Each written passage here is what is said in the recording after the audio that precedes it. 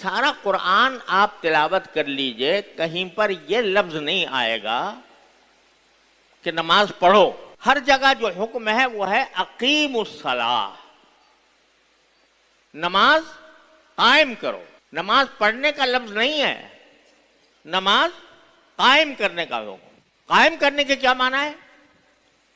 قائم کرنے کے معنی یہ ہے کہ ایک تو جماعت سے پڑھی جائے نماز، تنہا نہیں بلکہ جماعت سے، مسجد میں آ کر.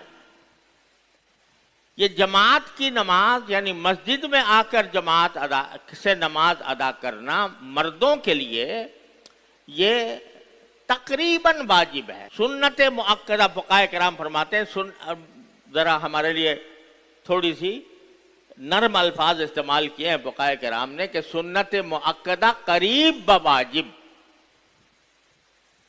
ہے. سنت مؤکدہ لیکن واجب کے قریب قریب ہے،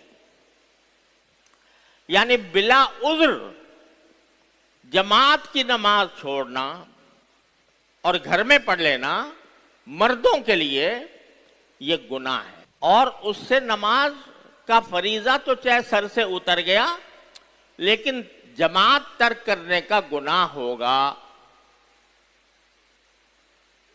یہ بات اچھی طرح ذہن نشین کر لینی چاہیے.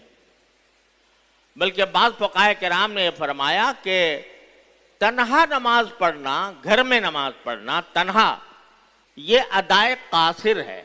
یعنی کیا کہنا چاہیے کہ ناقص ادائیگی ہے. کامل ادائیگی کب ہوگی؟ جبکہ آدمی جماعت کے ساتھ نماز پڑھے اور خاص طور پر مسجد میں آ کر نماز پڑھے.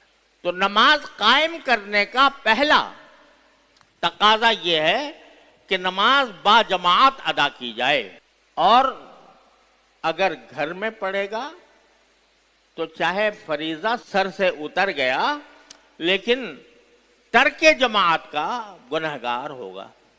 اور ایک حدیث میں اتنی سخت وعید ہے اس کے اوپر کہ رسول کریم سرور دو عالم صلی اللہ علیہ وسلم نے ارشاد فرمایا کہ قسم کھا کر فرمایا کہ مجھے کبھی کبھی یہ خیال ہوتا ہے کہ میں لکڑیاں جمع کروں آگ لگانے کے لیے، اور پھر میں حکم دوں کہ بھائی اذان دو، اور جب نماز کا وقت آ جائے، نماز کھڑی ہونے لگے تو کسی امام کو آگے کر دوں کہ تم نماز پڑھاؤ. اور جب وہ نماز شروع کر دے امام تو میں لوگوں کے گھروں میں جا کر دیکھوں کہ کون گھر میں بیٹھا ہے، اور جو لوگ کے جماعت کی نماز میں نہیں آ رہے اور گھر میں بیٹھے ہیں ان کے گھروں کو آگ لگا دوں. وہ جو میں نے لکڑیاں جمع کی تھیں ان لکڑیوں کے ذریعے آگ لگاؤں اور گھر جلا دوں ان سب کے، جو باوجود عاقل بالغ ہونے کے اور باوجود مرد ہونے کے، بغیر کسی عذر کے گھر میں بیٹھے ہیں اور جماعت میں نہیں آ رہے، ان کے گھروں کو میں آگ لگا دوں. یہ فرمایا سرکار دو عالم. تو نماز پڑھ لینا کافی نہیں ہے، نماز کا با جماعت ادا کرنا یہ ضروری ہے.